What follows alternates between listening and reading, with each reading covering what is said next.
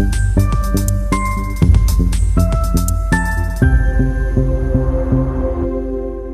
Everyone, what's up, welcome back to the channel and to the playlist नीव। क्या हाल चाल आप सबके। देखो, हमने अपने बेसिक अकाउंटिंग टर्म्स का जो पार्ट 2 हमने, यानी ये हमारी लास्ट वीडियो थी, उसमें हमने अपने एक्सपेंसेस तक की टर्म्स को कंप्लीट कर लिया था, कवर कर लिया था। आज हम गेन से स्टार्ट करके और हमारा टारगेट रहेगा कि हम रिबेट्स तक की टर्म्स को कंप्लीट कर लें, जो कि आज पार्ट 3 होने वाला है। और जो लास्ट पार्ट होगा इस चैप्टर का, यानी कि पार्ट 4, उसके अंदर हम इन सारी टर्म्स को कवर करेंगे और इसके साथ ही ये भी समझेंगे कि एग्जाम्स में इस चैप्टर से किस तरह के क्वेश्चंस आ सकते हैं। और फाइनली हम एक एग्जाम्पल भी लेंगे, न्यूमेरिकल एग्जाम्पल, जिसमें हम इस तरह की इस चैप्टर की मेन टर्म्स को उस एग्जाम्पल में कैसे आइडेंटिफाई करना है, उस टर्म से रिलेटेड अमाउंट को कैसे आइडेंटिफाई करना है, ये भी सीखेंगे। और इस चैप्टर को हम कंक्लूड कर देंगे अपनी नेक्स्ट वीडियो में। बट आज स्टार्ट करते हैं हमारी पहली टर्म, जो है गेन। देखो, गेन क्या है। हमने इस चैप्टर में बहुत बार ऑपरेटिंग एक्टिविटीज और नॉन ऑपरेटिंग एक्टिविटीज वर्ड का यूज किया है, जिसको आप समझते हैं अच्छी तरह। एक बिजनेस की नॉर्मल एक्टिविटीज जो है वो ऑपरेटिंग एक्टिविटीज कहलाती है। नॉर्मल बिजनेस एक्टिविटीज मतलब माल खरीदना, माल बेचना, सर्विस लेना, सर्विस देना, जो एक बिजनेस का मेन पार्ट है बेसिक, राइट। और नॉन ऑपरेटिंग एक्टिविटी जिसमें बिजनेस जनरली डील नहीं करता, बट मशीन खरीदना, मशीन बेचना, ये एक बिजनेस में होने वाली अदर एक्टिविटीज हैं जो मेन बिजनेस का पार्ट नहीं है बट होती हैं बिजनेस में। वो हो गई हमारी नॉन ऑपरेटिंग एक्टिविटीज। गेन क्या है? गेन है नॉन ऑपरेटिंग एक्टिविटीज से होने वाला फाइनेंशियल बेनिफिट। मतलब, मान लो आपने एक पुरानी मशीन बेची, आप एक मशीन को बहुत टाइम से यूज कर रहे थे, उसकी जो कॉस्ट बची यूज करते करते, वो मान लीजिए 10,000 रुपए की बचती है, और आपने उस मशीन को 12,000 रुपए का बेच दिया, तो वो जो 2,000 रुपए है वो आपका गेन को बन जाएगा। आप रेवेन्यू के साथ गेन को कंफ्यूज मत करना। रेवेन्यू में हम टोटल अमाउंट कंसीडर करते हैं कि हमारे पास उस ट्रांजैक्शन से पैसा कितना आया। यानी कि इस केस में जब हम 12,000 रुपए की मशीन बेच रहे हैं, तो रेवेन्यू में 12,000 रुपए काउंट होगा, बट गेन क्या होगा? टोटल हमारे पास पैसा कितना आया, हमारे पास उस चीज को बेचने की कॉस्ट कितनी थी, जो रिमेनिंग अमाउंट बचता है वो गेन बन जाएगा। यानी कि 12,000, कॉस्ट की मशीन देगी 10,000, हमारा जो गेन बनेगा वो 2,000 रुपए रह जाएगा। देखते हैं डेफिनेशन में क्या कह रहा है। Gain is a financial benefit, this is not earning, this is financial benefit from transaction that are not part of the normal business activities, यानी कि हमारी non operating activities, right, but are incidental to them. Incidental मतलब जो हमारे normal business activities का part नहीं है, उनसे रिलेटेड है, यानी कि नॉन ऑपरेटिंग एक्टिविटीज है। ठीक है, उन एक्टिविटीज से होने वाले फाइनेंशियल बेनिफिट को ही गेन कहते हैं। इन simple words, gain arises from non routine transactions and not from the main operations of the business. ठीक है जी, सिंपल टर्म्स में ये समझ लिया हमने। गेन को हम कैलकुलेट कैसे करेंगे इस केस में? अर्निंग्स, इसको हम एक तरह से रेवेन्यू भी बोल सकते हैं, जो हम पहले पढ़ के आए हैं। Revenue from non operating activities minus उससे रिलेटेड खर्चे, उससे रिलेटेड कॉस्ट, दोनों का जो डिफरेंस है उसको हम गेन कह देंगे। एग्जांपल्स क्या क्या हैं? Gain on sale of machinery, जो हमने 12,000 और 10,000 वाला एग्जांपल लिया था। इसी तरीके से हो सकता है बिजनेस ने कोई लैंड खरीदी हुई हो या बिल्डिंग खरीदी हुई हो। 50 लाख रुपए की बिल्डिंग खरीदी थी, उसको हमने 55 लाख रुपए का बेच दिया, वो हमारा 5 लाख रुपए का जो अमाउंट है वो गेन बन जाएगा। ठीक है। Gain on sale of investment, आपको याद होगा मैंने कभी रिलायंस के शेयर्स खरीदने का एग्जांपल दिया था आपको। रिलायंस के शेयर्स हमने खरीदे, जितने के खरीदे, अगर हम उससे ज्यादा पे उसको बेच रहे हैं तो वो बिजनेस का गेन बन जाएगा। Gain on sale of scrap material, obviously अगर हमने पुराने रद्दी न्यूज़पेपर्स वगैरह बेचे, तो उस पे होने वाला गेन, उससे उससे होने वाला जो प्रॉफिट है, उससे होने वाला जो फाइनेंशियल बेनिफिट है, वो हमारा गेन बन जाएगा। क्लियर? इसकी समरी समरी क्या होगी सर? समरी होगी, gain is the financial benefit earn from incidental और non operating transaction of a business. It increases owners capital. देखो, ये हमने कैपिटल पढ़ते टाइम भी पढ़ा था। कैपिटल की जब हम टर्म समझ रहे थे, डेफिनेशन पढ़ रहे थे कि जब जब बिजनेस में प्रॉफिट या गेन होता है, बिजनेसमैन ने जो कैपिटल लगाई है उसकी वैल्यू बढ़ जाती है, और जब कोई लॉस होता है तो उस कैपिटल की वैल्यू कम हो जाती है। तो ओनर्स की कैपिटल बढ़ाता है ये gain, but does not arise from regular business activities. Simple term, 1 mark का अगर आपको क्वेश्चन आता है तो आप ऊपर वाली डेफिनेशन लिख सकते हैं। ठीक है, this was about gain. Next topic है हमारा प्रॉफिट। देखो, गेन क्या था? गेन था फाइनेंशियल बेनिफिट जो हमें हो रहा था नॉन ऑपरेटिंग एक्टिविटीज से, या फिर ऐसी एक्टिविटीज जो नॉर्मल बिजनेस ऑपरेशंस का पार्ट नहीं थी। प्रॉफिट एक broader term. Profit financial benefit है ऑपरेटिंग एक्टिविटीज से भी और नॉन ऑपरेटिंग एक्टिविटीज से भी, यानी कि कोई भी ऐसा फाइनेंशियल बेनिफिट जो हमें बिजनेस की किसी भी टाइप की एक्टिविटी से होता है उसको हम प्रॉफिट कह देते हैं। चलो डेफिनेशन पे नजर मारते हैं एक बार। Profit is the excess of total revenue over total expenses. Business में जितनी भी रेवेन्यू हुई है और बिजनेस में जितने भी एक्सपेंसेस हुए हैं, उन दोनों का डिफरेंस अगर पॉजिटिव आता है तो उसको प्रॉफिट कह देते हैं, अगर नेगेटिव आता है तो उसको लॉस कह देते हैं। लॉस हमारी अगली डेफिनेशन है, बट उसके अंदर यही चीज है, X minus Y. X is your revenue, Y is your total expense. अगर इन दोनों का रिजल्ट पॉजिटिव है तो वो प्रॉफिट बन जाएगा, नेगेटिव है तो वो लॉस बन जाएगा। ठीक है, तो excess of total revenue over total expense during an accounting period. अब वो अकाउंटिंग पीरियड 1 वीक भी हो सकता है, 1 मंथ भी हो सकता है, 3 मंथ, 6 मंथ, 1 साल भी हो सकता है। ठीक है, वो डिपेंड करता है क्वेश्चन आपके पास किस तरीके से आता है। It considers revenue and expenses from both operating and non operating activities. दोनों ही टाइप की सभी एक्टिविटीज जो बिजनेस में होती हैं उसमें होने वाला financial benefit is called as profit. ठीक है, in simple words, profit is earned when the revenue generated is more than the expense incurred to earn that revenue. यानी कि हमारे पास रेवेन्यू जनरेट हुई और इस रेवेन्यू को जनरेट करने में जो भी खर्चे हुए हैं वो माइनस करने के बाद हमारे पास जो अमाउंट बचता है वो या तो प्रॉफिट होता है इफ पॉजिटिव, लॉस होता है इफ नेगेटिव। ठीक है, फॉर्मूला जो है, profit is equals to total revenue minus total expenses. Simple point to remember, profit is a broader term. जो मैंने आपको स्टार्टिंग इस तरीके से करी थी कि प्रॉफिट एक ब्रॉडर टर्म है, gain is a part of profit, क्योंकि गेन में सिर्फ हम नॉन ऑपरेटिंग एक्टिविटीज को कवर करते हैं, प्रॉफिट में हम दोनों तरह की एक्टिविटीज को कवर करते हैं।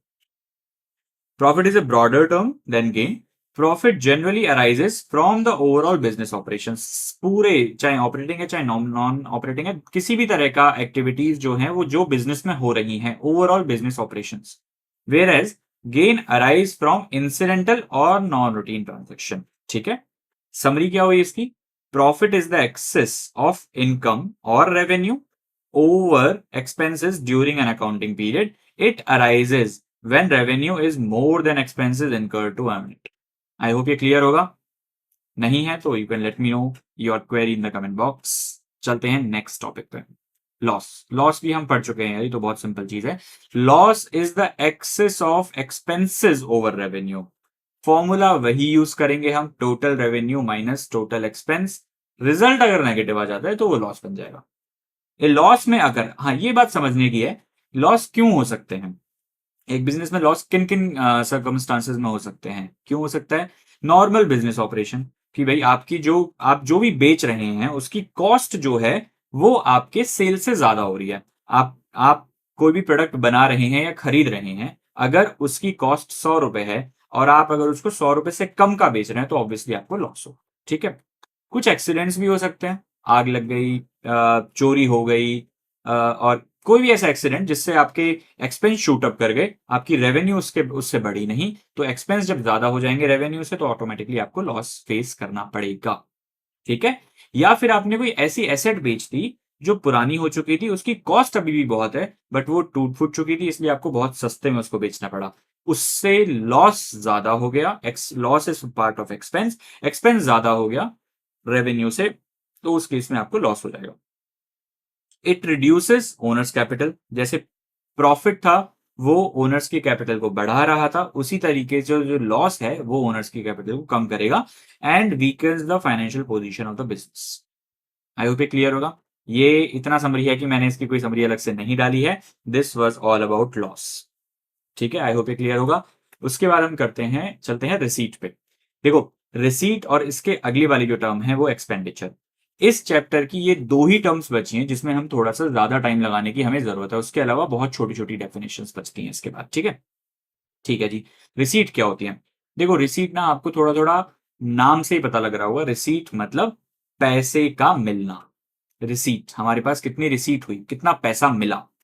अकाउंटिंग टर्म में रिसीव्ड अमाउंट तो कंसीडर इसमें होता ही है कि जो पैसा आपको मिल चुका है, लेकिन इसके साथ साथ ऐसा अमाउंट जो मिलने वाला है जिसको हम रिसीवेबल कहते हैं। ठीक है, तो अकाउंटिंग में रिसीट्स में दोनों ही अमाउंट मनी से ही रिलेटेड है, अमाउंट से ही रिलेटेड है। ऐसा पैसा जो आपको मिल चुका है या मिलने वाला है उसको रिसीट कर देते हैं, और वो किसी भी तरह की एक्टिविटीज से हो सकता है, ऑपरेटिंग एक्टिविटीज भी और नॉन ऑपरेटिंग एक्टिविटीज भी। तो देखो डेफिनेशन पे चलते हैं एक बार। रिसीट्स आर मनी रिसीव्ड और receivable by a business from different sources या डिफरेंट टाइप्स ऑफ ट्रांजैक्शंस। कोई भी तरह का ट्रांजैक्शन है उसमें अगर हमें पैसा मिल रहा है या मिलने वाला है उसको रिसीट की कैटेगरी में डाला जाएगा। During an accounting period receipts can be in the form of cash, cheque, bank transfer और any other mode of payment. ये तो बात हुई रिसीव्ड की, कि हमें पैसा मिल चुका है, कैश में मिल गया, चेक में मिल गया, बैंक ट्रांसफर करके हमें किसी ने दे दिया, या फिर कोई और तरीका जिससे हमारे पास पैसा आ गया है।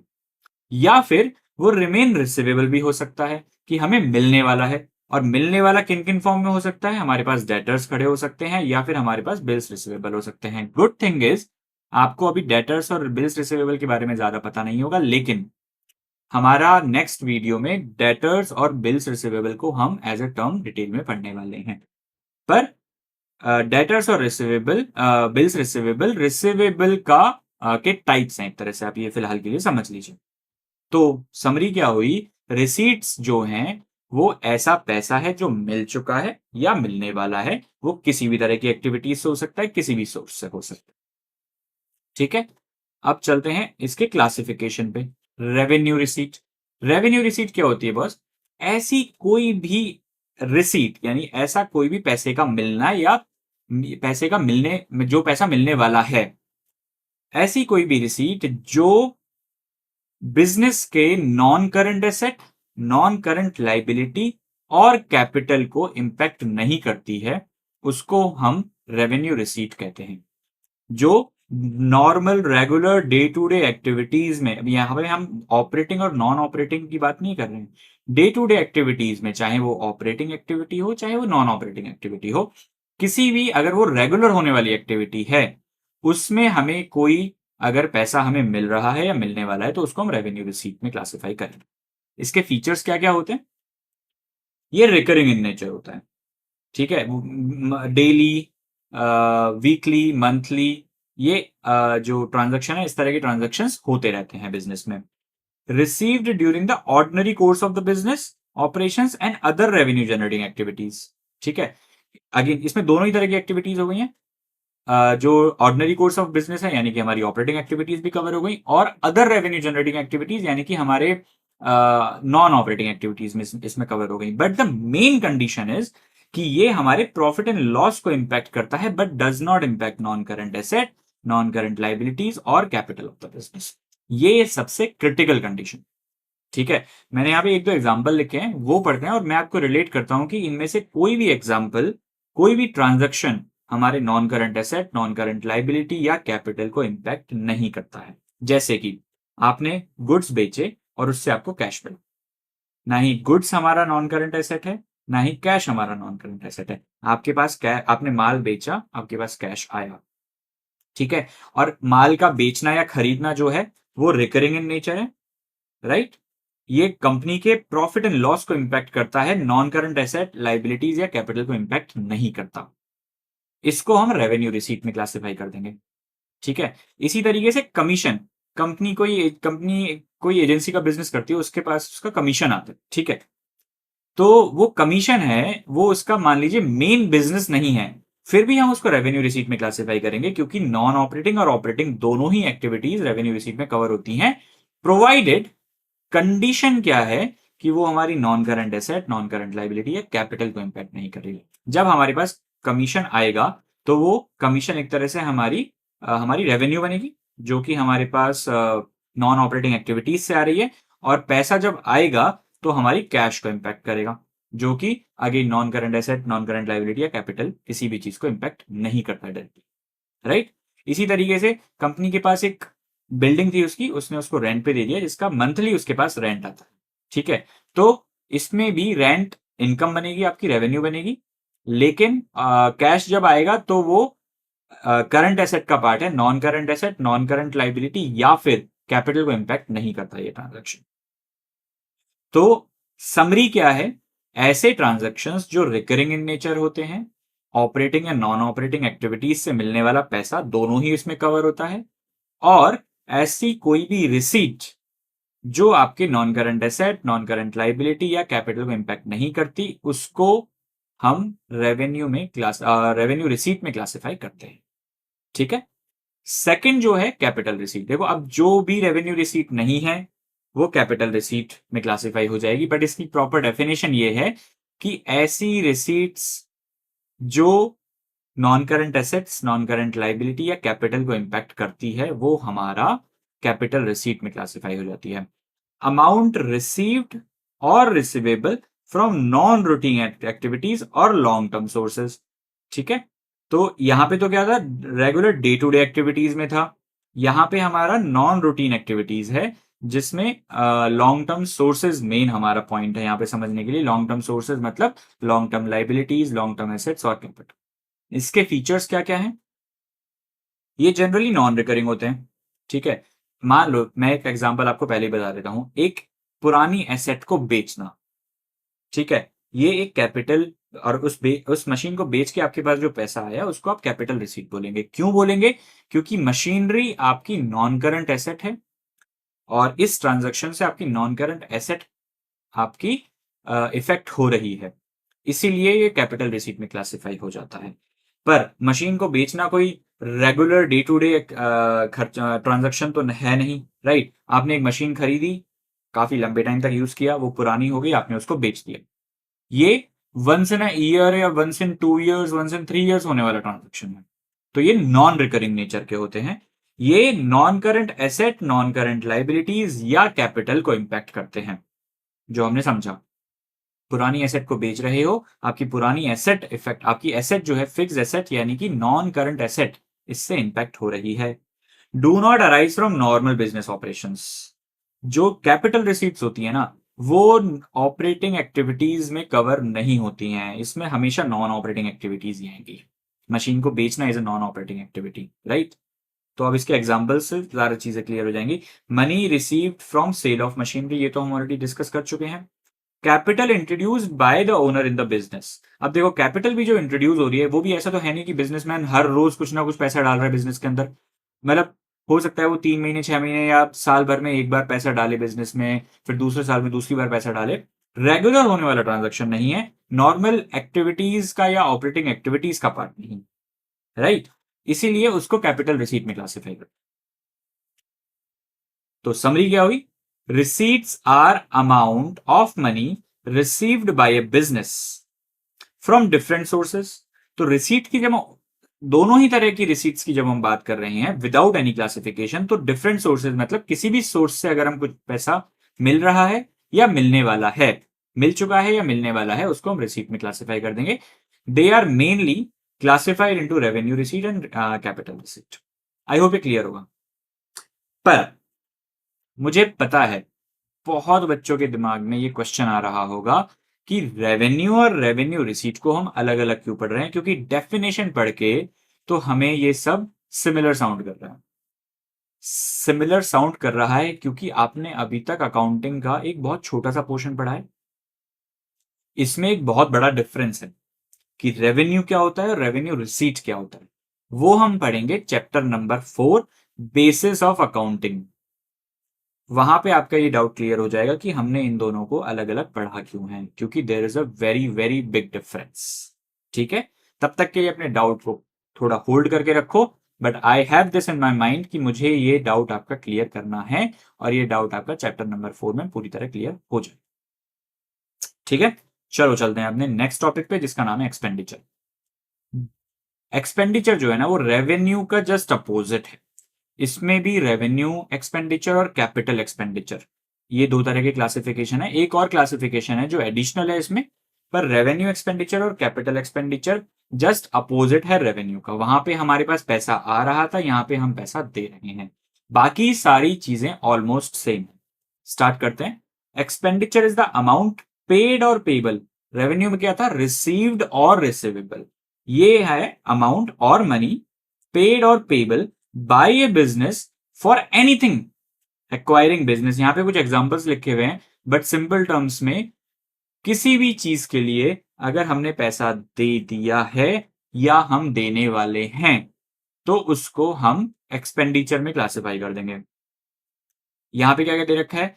एक्वायरिंग गुड्स और सर्विसेज, एसेट खरीदने के लिए या फिर बिजनेस की एक्टिविटीज को परफॉर्म करने के लिए अगर आपने कुछ पैसा दिया है या फिर देने वाले हैं तो वो अमाउंट जो है वो एक्सपेंडिचर में क्लासिफाई हो जाएगा। It may be for day to day operations और फॉर लॉन्ग टर्म बेनिफिट। इसमें operating activities, non operating activities, दोनों ही एक्टिविटीज कवर हो जाती हैं। Expenditure can be paid in cash और may remain payable for the future. ये payable जो है, जैसे हम रिसीवेबल पढ़ेंगे नेक्स्ट वीडियो में, उसी के साथ साथ हम पेबल को भी कवर करेंगे। पेबल भी हमारे क्रेडिटर्स हो सकते हैं और बिल्स पेबल हो सकते हैं, राइट? जैसे वहां पे क्या क्या था? वहां पे था डेटर्स और था बिल्स रिसीवेबल। यहां पे है क्रेडिटर्स और बिल्स पेबल, राइट? तो एक्सपेंडिचर क्या हुआ? जो ऐसा अमाउंट जो हम या तो पे कर चुके हैं या पे करने वाले हैं for any type of business activity.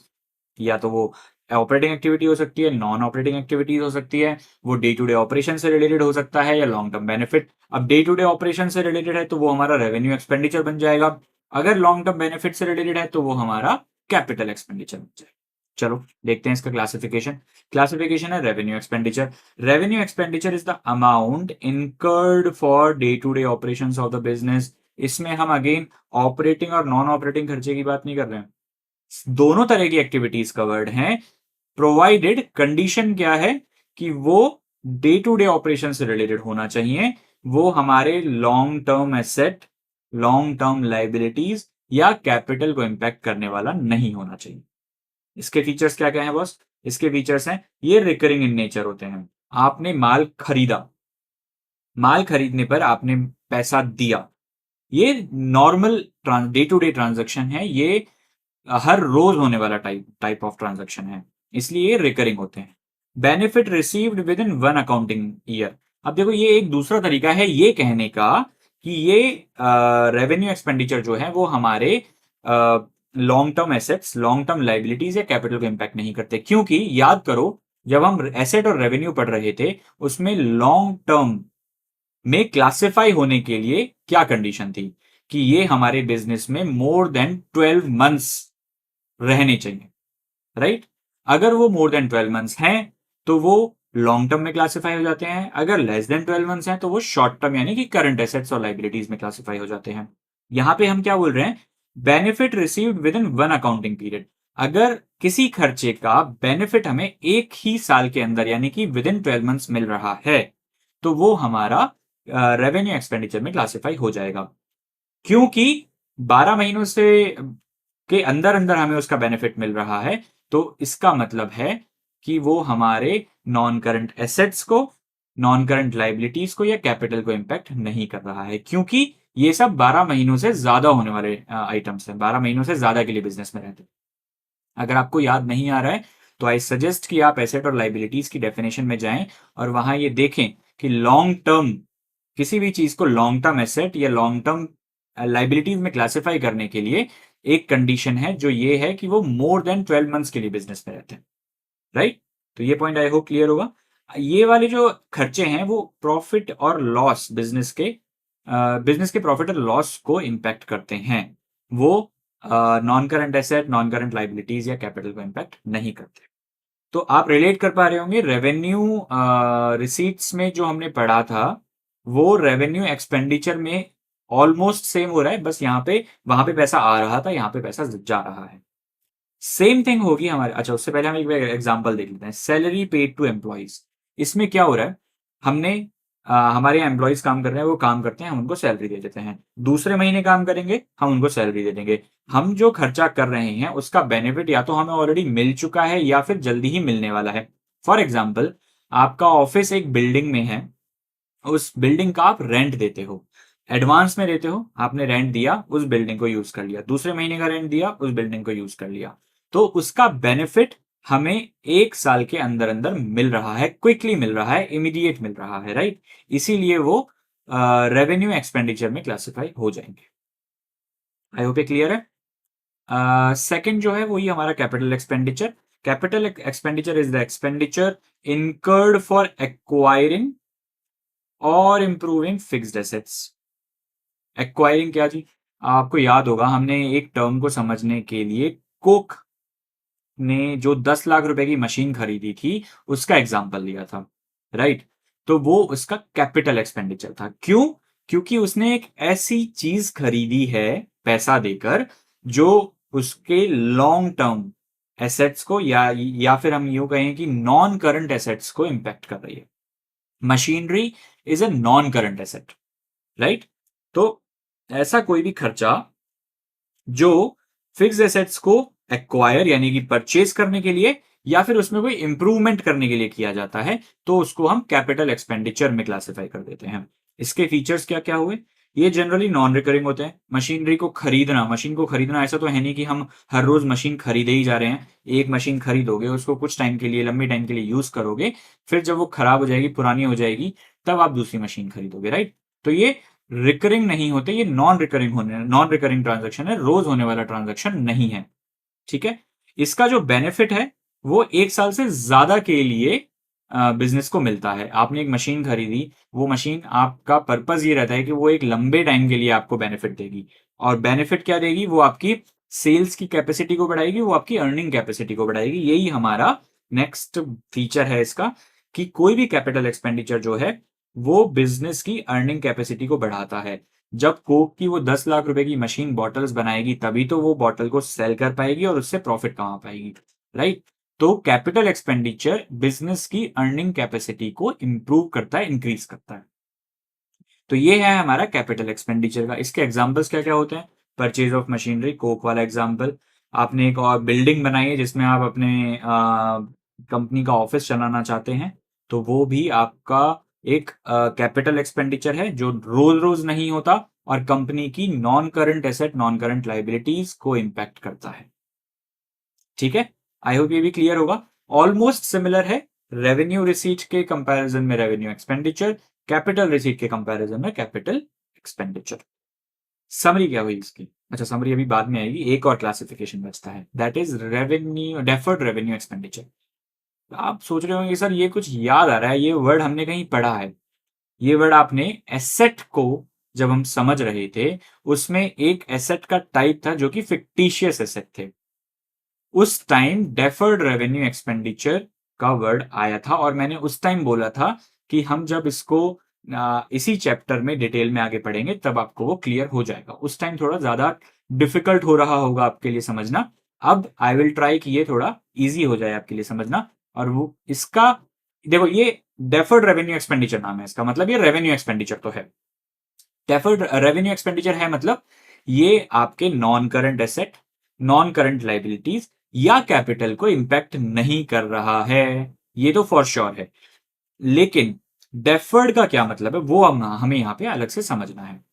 अगर मैं आपको सिंपल टर्म्स में बताऊं, डेफर्ड रेवेन्यू एक्सपेंडिचर ऐसा रेवेन्यू एक्सपेंडिचर है जिसमें कैपिटल एक्सपेंडिचर की क्वालिटी हो, ठीक है। वो कैसे, वो हम एक बार समझते हैं और फिर हम एक एग्जांपल भी लेंगे। रेवेन्यू एक्सपेंडिचर, तो deferred revenue expenditure is a revenue expenditure whose benefit extend beyond one accounting year और पीरियड।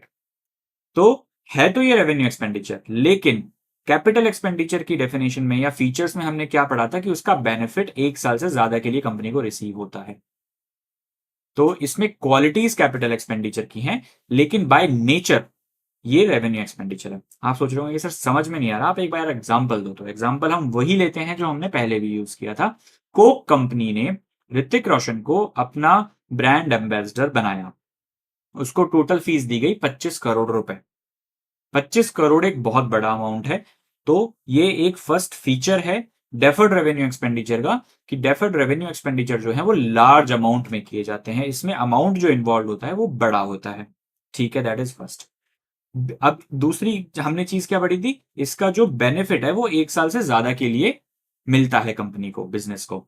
तो 25 करोड़ का जो आपने खर्चा किया है एडवर्टीजमेंट पे, उसका बेनिफिट एक ही साल में नहीं मिलेगा। वो एडवर्टीजमेंट कंपनी को बहुत सालों तक बेनिफिट देगा।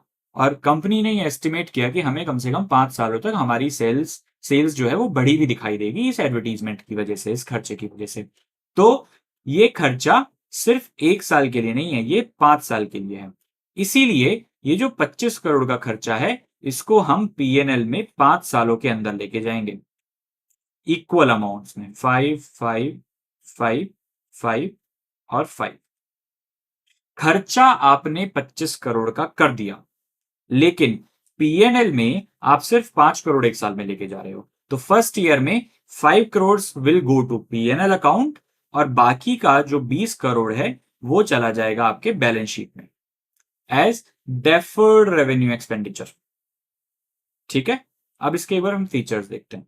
ये रेवेन्यू इन नेचर होते हैं, तो in nature this is a revenue expenditure, लेकिन क्वालिटीज इसमें कैपिटल एक्सपेंडिचर की हैं। जैसे इसका जो बेनिफिट है वो 1 साल से ज्यादा के लिए हमें मिलता है। ये return of over a number of years, ये जो एक एक साल में हम 5-5 करोड़ रुपए लेके जा रहे हैं प्रॉफिट एंड लॉस अकाउंट में, इसको राइट ऑफ करना कहते हैं। तो पहले साल में 5 करोड़ जाएगा पीएनएल में, 20 करोड़ रहेगा बैलेंस शीट में। दूसरे साल में 5 करोड़ जाएगा पीएनएल में, 15 करोड़ रह जाएगा बैलेंस शीट में। तीसरे साल में 5 करोड़ जाएगा पीएनएल में और 10 करोड़ रह जाएगा बैलेंस शीट में। फोर्थ ईयर में अगेन 5 करोड़ जाएगा पीएनएल में, 5 करोड़ रह जाएगा बैलेंस शीट में। और लास्ट जो फाइनल ईयर है उसमें 5 करोड़ जाएगा पीएनएल में और 0 रह जाएगा बैलेंस शीट में। इस तरीके से ये पूरा राइट ऑफ हो जाएगा 25 करोड़ का खर्चा 5 सालों के अंदर। ठीक है, so return of over a number of years usually incurred in large amounts, जो हमने बात की थी 25 करोड़ एक लार्ज अमाउंट है, और 25 करोड़ से भी बहुत मोटे मोटे खर्चे होते हैं, राइट। तो ये हो गया हमारा third type of expenditure, deferred revenue expenditure. Basically आपने एक ऐसा बड़ा खर्चा कर दिया जिसका बेनिफिट आपको 1 साल से ज्यादा के लिए मिलने वाला है ये रेवेन्यू, लेकिन इसका बेनिफिट 1 साल से ज्यादा के लिए मिलेगा, इसीलिए इसमें कैपिटल एक्सपेंडिचर की क्वालिटीज रहती है, और इसीलिए ये 1 साल से ज्यादा के लिए 1 साल से ज्यादा में राइट ऑफ होगा प्रॉफिट एंड लॉस में। एक ही साल में हम पूरा खर्चा नहीं लेके जाएंगे। ठीक है, आई होप ये क्लियर होगा। अब जो है इसके एग्जांपल्स, हैवी एडवर्टीजमेंट एक्सपेंडिचर, ये हमने पढ़ी लिया। दूसरा लार्ज मार्केट रिसर्च एक्सपेंडिचर, ये क्या होता है, जैसे मान लो मारुति को एक नई कार लॉन्च करनी है, राइट। तो सिंपल बस ये नहीं होता कि मारुति ने डिजाइन बनाया लैपटॉप पे और प्रोडक्शन में डाल दिया। बहुत बड़ी मार्केट रिसर्च होती है उसके लिए, राइट। तो उस मार्केट, अब ये रेवेन्यू इन नेचर है, मार्केट रिसर्च का खर्चा कि हमें कैसी कार लॉन्च करनी चाहिए, आजकल ट्रेंड में क्या है, एसयूवी चल रही है, सेडान चल रही है, हैचबैक चल रही है, तो इन सब का मार्केट रिसर्च करना आपके non current asset, non current liabilities या कैपिटल को इंपैक्ट नहीं कर रहा है, इसीलिए ये रेवेन्यू इन नेचर है। लेकिन उस पर बहुत बड़ा खर्चा होगा, और जब एक बार गाड़ी मार्केट में निकल जाएगी तो उसका बेनिफिट जो है वो हमें लंबे टाइम तक मिलता रहेगा।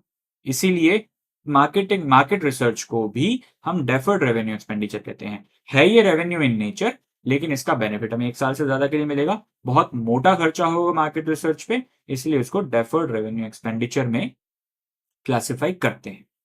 ये वाला खर्चा भी, मान लो 100 करोड़ रुपए मार्केट रिसर्च में खर्चा हुआ, तो ये वाला खर्चा भी हम मल्टीपल ईयर्स में अपने प्रॉफिट एंड लॉस अकाउंट में राइट ऑफ करेंगे। जो रिमेनिंग पोर्शन है वो बैलेंस शीट में बैठेगा जब तक पूरी तरह जीरो नहीं हो जाता। आई होप ये क्लियर होगा। इसका अब समरी क्या बनती है, expenditure means the amount spent यानी कि पेड और payable by a business for carrying out it's activities and operations. It is mainly classified into revenue, capital and debit expenditure. I hope यहां तक बात समझ में आ गई होगी। नहीं आई हो तो please let me know your doubt in comment box.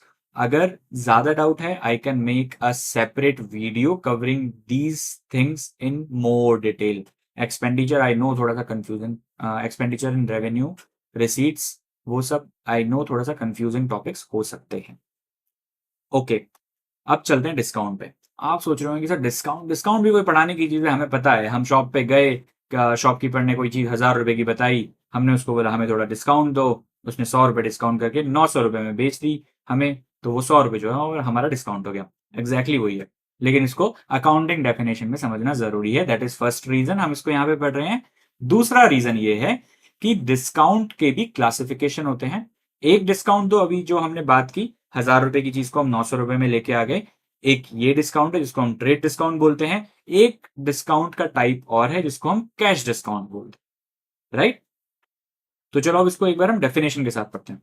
Discount refers to a reduction in the price of goods और सर्विस. 1000 की चीज 900 में लेके आ गए, वो हो गया हमारा reduction in the price of goods और services allowed by the seller. Shopkeeper ने अलाउ किया है, टू द बायर हमें अलाउ किया है. Discount helps in increasing sales. इससे क्या होगा, जब एक शॉपकीपर कस्टमर्स को डिस्काउंट देता है तो सस्ता होने की वजह से ज्यादा कस्टमर्स उसके पास पहुंचते हैं और उससे सेल्स बढ़ती है. Maintaining customer relations. अब हमें पता है कि यार ये एक शॉपकीपर बिल्कुल डिस्काउंट नहीं देता, एक शॉपकीपर अच्छा खासा डिस्काउंट दे देता है. तो हमारा जो अच्छा रिलेशन है वो डिस्काउंट देने वाले शॉपकीपर के साथ ज्यादा अच्छा रहेगा, बजाय उसके कि जो हमारे बिल्कुल डिस्काउंट नहीं देता है हमको. ठीक है? And encouraging timely payment. यही चीज हमें एडिशनली यहाँ पे पढ़नी है. टाइमली पेमेंट के लिए जो हम डिस्काउंट देते हैं उसको हम कैश डिस्काउंट कहते हैं. यही एक एडिशनल तरह का डिस्काउंट है जो हम यहाँ पे डिस्काउंट के क्लासिफिकेशन में पढ़ने वाले हैं. ठीक है? टाइप्स ऑफ डिस्काउंट में ट्रेड डिस्काउंट वही कि आप एक एमआरपी से कम की अगर कोई वैल्यू की चीज लेके आते हैं तो वो जो डिफरेंस का अमाउंट है उसको हम ट्रेड डिस्काउंट कह देते हैं. Trade discount is reduction in the price of goods allowed by the seller to the buyer at the time of sale. Sale जिस टाइम पे हो रही है, आप एक शोरूम पे गए, आपको एक चीज पसंद आई, एमआरपी है उसकी 1000 रुपए, लेकिन वो आपको 900 रुपए में मिल गया, तो वो आपका ट्रेड डिस्काउंट बन जाएगा. इसका जो नाम है वो ट्रेड डिस्काउंट है. ये सेल्स के टाइम पे ही मिल जाता है और सेलर जो है वो बायर को देता है. अब इसके जो की पॉइंट्स है वो क्या क्या है. It is directly deducted from the invoice price. ठीक है जी, 1000 रुपए का इनवॉइस प्राइस है, लेकिन 100 रुपए माइनस करके 900 रुपए का आपको इनवॉइस मिलेगा. ठीक है? Not recorded in the books of accounts. ये एक इंपॉर्टेंट चीज है समझने के लिए. ट्रेड डिस्काउंट जो है वो बुक्स में रिकॉर्ड होता ही नहीं है. क्यों? जब ये 900 रुपए का इनवॉइस जनरेट हुआ तो सेलर जो है वो भी इसको 900 रुपए पे रिकॉर्ड करेगा, और जो बायर है, मान लो आप नहीं, आप बिजनेस के लिए कुछ खरीद के लेके आ रहे हैं, एक शो पीस खरीद के लेके आना है, आप किसी गिफ्ट स्टोर पे गए और उस वहां पे 1000 रुपए की चीज आपको पसंद आई, 900 रुपए की आप लेके आ गए डिस्काउंट करवा के, तो आप भी अपनी बुक्स में उसको 900 रुपए का रिकॉर्ड करेंगे और सेलर भी उसकी अपनी बुक्स में उसको 900 रुपए का रिकॉर्ड करेगा. वो जो 100 रुपए का डिस्काउंट, ट्रेड डिस्काउंट जो दिया है, उसकी कोई सेपरेट रिकॉर्डिंग होती ही नहीं है बुक्स ऑफ अकाउंट्स में. ठीक है? ये एक बहुत की पॉइंट है समझने के लिए. Purchases and sales are recorded at the net amount after deducting trade discount. ये बात क्लियर है? यही हम बात कर रहे थे कि जो रिकॉर्डिंग होगी ना वो नेट अमाउंट पे होगी, which is after the amount of discount. ठीक है? इसका एग्जाम्पल क्या है? If goods worth ₹10,000 are sold with 10% trade discount, the buyer will pay 9,000, और रिकॉर्डिंग भी जो है वो 9,000 रुपए पे ही होगी. 10,000 का कोई रिलेवेंस रह ही नहीं जाएगा. ये हुआ हमारा ट्रेड डिस्काउंट. अब बात करते हैं कैश डिस्काउंट की. देखो, कैश डिस्काउंट है ना वो सेल्स कंप्लीट होने के बाद दिया जाता है. पहले मैं आपको एक एग्जांपल देता हूं. ये 9,000 रुपए का इनवॉइस जनरेट हो गया, लेकिन ये क्रेडिट सेल्स थी जिसका पैसा 30 दिनों के बाद दिया जाना था. ठीक है? लेकिन अब सेलर बोलता है कि यार 30 दिनों तक कौन वेट करेगा, मैं बायर को थोड़ा सा लालच देता हूं कि तू 30 दिनों की बजाय 15 दिनों में पेमेंट कर दे, 9,000 की जगह 8,500 रुपए का पेमेंट कर देना. अगर 15 दिनों में करता है तो तो ये जो 500 रुपए का डिस्काउंट है उसको हम कैश डिस्काउंट बोलेंगे। ठीक है, अब इसकी डेफिनेशन के थ्रू इस एग्जाम्पल को रिलेट करते हैं। Cash discount is a reduction allowed by the seller to encourage prompt और timely payment by the buyer। ठीक है, अगर हमें जल्दी लेना हो, यानी कि 30 दिनों की जगह हमें 15 दिनों में पेमेंट लेना हो, तो हम कैश डिस्काउंट ले सकते हैं। या फिर बायर पैसा दे ही नहीं रहा, 30 दिन का बोला था, 30 दिन की जगह 40, 50, 60 दिन हो गए, लेकिन उसकी तरफ से पैसा आ ही नहीं रहा, तो हम उसको थोड़ा सा लालच देते हैं कि देख देना तो पड़ेगा, लेकिन तू थोड़ा कम दे दे, काम चल जाएगा। उस डिफरेंशियल अमाउंट को, उस रिडक्शन अमाउंट को हम कैश डिस्काउंट क्लासिफाई करते हैं। अब इसके की पॉइंट्स क्या है? It encourages timely payment from customers, बिल्कुल। अलाउड आफ्टर सेल, सेल हो चुकी है, इनवॉइस जनरेट हो चुका है, ये बाद में दिया गया डिस्काउंट है। टू एंश्योर टाइमली और early payment, recorded separately in books of accounts, ये एक इंपॉर्टेंट पॉइंट है इसमें समझने के लिए। ट्रेड डिस्काउंट को हम सेपरेटली रिकॉर्ड नहीं कर रहे थे बुक्स में, लेकिन इसको हम सेपरेटली रिकॉर्ड करेंगे। वो क्यों करेंगे वो समझते हैं। 9,000 रुपए आने थे बायर से, ठीक है, लेकिन आए हमारे पास 8,500 रुपए। तो आपका रिकंसिलेशन डेबिट क्रेडिट साइड जो है वो मैच करेंगे ही नहीं, कुछ ना कुछ गैप आपके रिकंसिलेशंस में दिखाई दे जाएगा। क्यों दिखाई दे जाएगा? अगर आप रिकॉर्ड नहीं करेंगे 500 रुपए को सेपरेटली, ठीक है, तो इसीलिए 500 रुपए को एज डिस्काउंट अलाउड, ये होगा सेलर की बुक्स में, क्योंकि वो डिस्काउंट अलाउ कर रहा है। और डिस्काउंट रिसीव्ड, ये होगा बायर की बुक्स में, क्योंकि उसको डिस्काउंट मिल रहा है।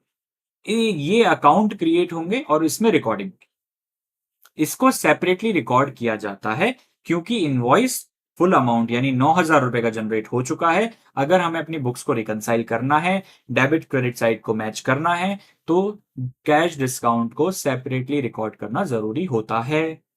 ठीक है, कैश डिस्काउंट ये हो गया। इसका एग्जाम्पल सिमिलर होगा ऑलमोस्ट जो हमने अभी डिस्कस करा। A customer has to pay 5,000 within 30 days. Seller says that if he pays within 10 days, he can receive a discount of 200 rupees. Therefore, the customer pays 4,800 रुपए ओनली। लेकिन जो recording होगी वो 4,800 की होगी कि हमारे पास रिसीट हो गई, और 200 जो है वो हमने डिस्काउंट अलाउ कर दिया। ठीक है, रिकॉर्डिंग जरूर होगी कैश डिस्काउंट की, अदरवाइज वो गलत रिकॉर्डिंग हो जाएगी, हमारा रिकंसिलेशन कंप्लीट नहीं होगा। ठीक है, this is about discount. Summary हो जाती है इसकी इस तरह से कि discount is a reduction in the price of goods और services allowed by the seller to the buyer. It may be trade discount allowed on sales, और a cash discount allowed for timely payment. I hope ये clear होगा। बहुत simple है, practical चीज है ये। आप ट्रेड डिस्काउंट तो आपने खुद एक्सपीरियंस किया होगा अपनी लाइफ में, खरीदते समय कुछ ना कुछ। कैश डिस्काउंट एक नई चीज थी, वो भी हमने अच्छे से यहाँ पे समझ ली। अब आज का लास्ट टॉपिक, रीबेट्स। रीबेट्स क्या होती हैं? चलो पहले इसको एक बार थोड़ा सा डेफिनेशन से समझते हैं, फिर मैं आपको एग्जांपल दूंगा। Rebate is a partial return और reduction in the amount already paid और payable due to certain condition. अब देखो, रीबेट्स ना सर्टेन कंडीशन पे दी जाती है। ट्रेड डिस्काउंट तो बस कस्टमर रिलेशनशिप हमें अच्छे मेंटेन करने हैं, 1,000 रुपए की चीज को 900 रुपए में दे दिया, ये हो गया ट्रेड डिस्काउंट। कैश डिस्काउंट हमें जल्दी पेमेंट रिकवर करना है कस्टमर से, तो हमने उसको कुछ लालच दिया कि तू इतने की जगह थोड़ा कम पेमेंट कर दे, बट जल्दी कर दे, तो वो हो जाएगा हमारा कैश डिस्काउंट। रीबेट्स क्या होती है? फॉर एग्जाम्पल, बहुत बार ऐसा होता है, and it is a very common practice in business, कि ए सेलर है,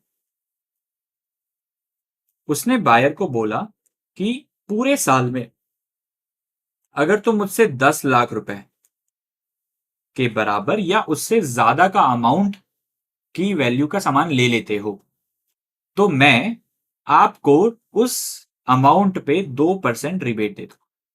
ठीक है, ये डिस्काउंट नहीं है, स्पेसिफिक कंडीशंस फुलफिल होने पर वो रिबेट दी जाती है। ये आपने एक तरह से बायर को टारगेट दे दिया कि भाई तुम 10 लाख रुपए या उससे ज्यादा का माल मुझसे खरीदो, अगर खरीदते हो तो मैं टोटल परचेज वैल्यू पे 2% का एडिशनल रिबेट दे दूंगा आपको, एक रिफंड हो जाएगा, या आपके पास पैसा रिटर्न हो जाएगा जो आपने मुझे पे किया है। ठीक है, इसको हम रीबेट कहते हैं। और क्या क्या केसेस हो सकते हैं कि आपने मतलब आप कस्टमर ने आपसे 100 पीसेस मंगवाए किसी आइटम के, लेकिन आपने 100 की जगह 110 दे दिए। कस्टमर बोलता है कि मैं तो मुझे 10 एक्स्ट्रा नहीं चाहिए। आपने बोला कि भाई तू रख ले 10 एक्स्ट्रा, थोड़ा सा कम पैसे दे दियो। ये हो गया रीबेट। इसी ज्यादा क्वांटिटी वाला केस तो ये हो गया। हो सकता है कि कुछ क्वांटिटी का जो कुछ क्वांटिटी ऑफ मटेरियल जो है वो खराब चला गया कस्टमर के पास, थोड़ा सा डिफेक्ट था उसके अंदर बट मैनेजेबल था। ठीक है, तो कस्टमर ने बोला कि यार मैं तो वापस करना चाहता हूँ इसको। तो उसने बोला यार वापस करूंगा, उसमें भी खर्चा होगा, इससे अच्छा वो खर्चे का मैं तेरे को रीबेट दे देता हूँ, तू इतना कम पैसा दे देना मुझे। तो उसको हम रीबेट दे देंगे थोड़ी सी, ताकि ये उसके लिए लालच हो जाएगा कि मुझे सस्ते पे गुड्स मिल रहे हैं, मैं थोड़ा सा डिफेक्टिव माल मैनेजेबल है, मैं चला लूंगा इससे का। ठीक है, तो उसको हम रीबेट में क्लासिफाई करते हैं। अब इसके फीचर्स क्या क्या होते हैं? अलाउड आफ्टर सेल और payment has taken place. Sales हो गई है, पेमेंट भी आ गया है, जैसे ये वाला केस था। सेल्स हो गई, अब मान लो 10 लाख रुपए के टोटल उसने 5 ट्रांजेक्शन करे पूरे साल में। यहां 2 लाख, यहां 2 लाख, यहां 2 लाख, यहां 2 लाख और ये 3 लाख। तो टोटल मिला के हो जाते हैं ये 11 लाख रुपए। इस ये सब सेल्स हो चुकी हैं, इन सब का पैसा भी आ चुका है। फाइनल में जब हम पूरी कैलकुलेशन कर रहे हैं तो हमें पता लगा कि इसने 10 लाख रुपए का जो हमने टारगेट दिया था इसको, वो कंप्लीट कर लिया है। इसलिए हमें पूरे 11 लाख रुपए पे इसको 2% की रिबेट देनी है। तो this is allowed after sale, और in fact even payment is also received. उसके बाद अगर हम बायर को कुछ बेनिफिट ट्रांसफर कर रहे हैं तो उसको रिबेट कहते हैं। This is granted under specific condition such as bulk purchases. जो हमने यहाँ पे 10 लाख रुपए वाला एग्जांपल लिया, ये टारगेट था। वो हम ये भी टारगेट दे सकते हैं कि आप 5 लाख रुपए या उससे ज्यादा का ही माल खरीदोगे हमसे, वो बल्क परचेजेस का एग्जांपल हो जाएगा। कोई प्रमोशनल स्कीम आपके बिजनेस ने चलाई, एक्सेस और रॉन्ग क्वांटिटी आपसे सप्लाई हो गई, तो उस केस में हम बायर को कुछ बेनिफिट ट्रांसफर करना चाहते हैं, ताकि वो मटेरियल जो भी हमने सप्लाई किया है वो उसको रख ले, वापस ना करे, और उसको हम कुछ बेनिफिट पास ऑन कर देते हैं टू कीप देम आइटम्स। ठीक है, फिर recorded in the books of accounts. Rebates भी जैसे कि कैश डिस्काउंट हम रिकॉर्ड करते हैं बुक्स ऑफ अकाउंट्स में, इसी तरीके से रिबेट्स को भी रिकॉर्ड करना जरूरी होता है to complete the reconciliation and match the accounts. Trade discount को रिकॉर्ड नहीं किया जाता, कैश डिस्काउंट को या रिबेट्स को रिकॉर्ड किया जाता है। ठीक है, अब इसमें एक unlike trade discount, rebate is generally allowed after sales has taken place. It is recorded in books of accounts of both seller and purchaser, जो हमने अभी डिस्कस किया था। ठीक है, अब इसकी समरी क्या हुई? Rebate is a partial reduction और refund allowed after a transaction under specific condition. Specific condition मतलब promotional schemes, bulk purchases, excess or bad quality. It is allowed mainly for promotional scheme or due to poor quality of products or excess supply etc. ठीक है, ये clear होगा। अब एक बार quickly हम नजर मार लेते हैं कि तीनों तरह के बेनिफिट जो हम पास ऑन कर रहे हैं कस्टमर्स को, चाहे वो ट्रेड डिस्काउंट है, चाहे वो कैश डिस्काउंट है, चाहे वो रिबेट्स है, उसमें डिफरेंसेस मेनली क्या क्या होते हैं। देखो, इसका मीनिंग क्या है? रिडक्शन इन लिस्ट प्राइस, जो एमआरपी है उससे जो भी रिडक्शन हो रहा है वो at the time of sale ही दिया जाता है, उसको हम ट्रेड डिस्काउंट बोल देते हैं। रिडक्शन फॉर प्रॉम्प्ट पेमेंट, जितना पैसा आना था उससे कम हम लेने को तैयार हैं, थोड़ा सा कम हम लेने को तैयार हैं अगर आप जल्दी या टाइम पे पेमेंट कर देते हो तो। ये है पार्शियल रिफंड और reduction after the transaction, rebates. ठीक है, when given at the time of sales, trade discount बिल्कुल। At the time of payment, cash discount. After sale payment, ये कभी भी दिया जा सकता है। जब भी सेटलमेंट होता है, जब भी हमें ज्यादा या खराब क्वालिटी का पता लगता है, तब कस्टमर सेलर को रीच आउट करता है और उस केस में वो रिबेट ट्रांसफर हो सकती है। इसका पर्पस क्या होता है? इसका पर्पस होता है इंक्रीज इन सेल, इसका पर्पस होता है कस्टमर रिलेशनशिप्स। और कैश डिस्काउंट का मतलब जो पर्पस होता है वो होता है एनकरेज टाइमली पेमेंट। रिबेट का जो पर्पस होता है वो होता है promotional schemes, bulk purchases, quality issues से रिलेटेड कुछ बेनिफिट कस्टमर को पास ऑन करना। Recorded in books, this does not. Cash discount, yes. Rebate, yes, effect on invoice deducted before invoice amount is finalise. तो 1000 रुपए का product है, हमने 100 रुपए का डिस्काउंट दे दिया, तो जो फाइनल इनवॉइस का जो अमाउंट जनरेट होगा वो 900 रुपीज ही जनरेट होगा। This is not deducted from invoice price, क्योंकि इनवॉइस ऑलरेडी जनरेट हो चुका है, अब तो हम पेमेंट लेने वाले हैं। तो उस केस में ये इनवॉइस के अमाउंट पे कोई इंपैक्ट नहीं डालता है। This is also allowed after invoice और सेल, इसीलिए इनवॉइस का अमाउंट रिबेट से भी इंपैक्टेड नहीं होता। Example, 10% of on MRP, this is an example of trade discount. Cash discount, 200 rupees of for payment with in 10 days। अगर आप 30 दिन की जगह 10 दिन में पेमेंट कर देते हो तो हम आपसे 200 रुपए कम ले लेंगे। और रिबेट जो है वो ₹500 रिफंड अंडर ए प्रमोशनल स्कीम। वो बल्क परचेजेस वाला हो सकता है, या फिर आप एक टारगेट दे सकते हैं बायर को, अगर उसने वो टारगेट मीट कर लिया तो आप उसको कुछ ना कुछ रिबेट या बेनिफिट पास ऑन कर देंगे। आई होप ये तीनों ही तरह के बेनिफिट्स आपको समझ में आ गए होंगे, trade discount, cash discount and rebates. आज की वीडियो में बस इतना ही। मिलते हैं अब नेक्स्ट वीडियो में, जिसमें हम अपने इस चैप्टर को कंप्लीट कर देंगे। बाकी की टर्म्स को समझने के साथ साथ जो एग्जाम्स में जिस जिस तरह के क्वेश्चंस आते हैं उनको भी एक बार देखेंगे, और एक न्यूमेरिकल एग्जाम्पल के थ्रू अपनी टर्म्स जो हमने पढ़ी हैं उसको आइडेंटिफाई कैसे करना है ये भी समझेंगे, और ये चैप्टर फिर खत्म हो जाएगा नेक्स्ट वीडियो में। Till that time, bye bye. Don't forget to like and share this video, subscribe the channel and press the bell icon for latest update.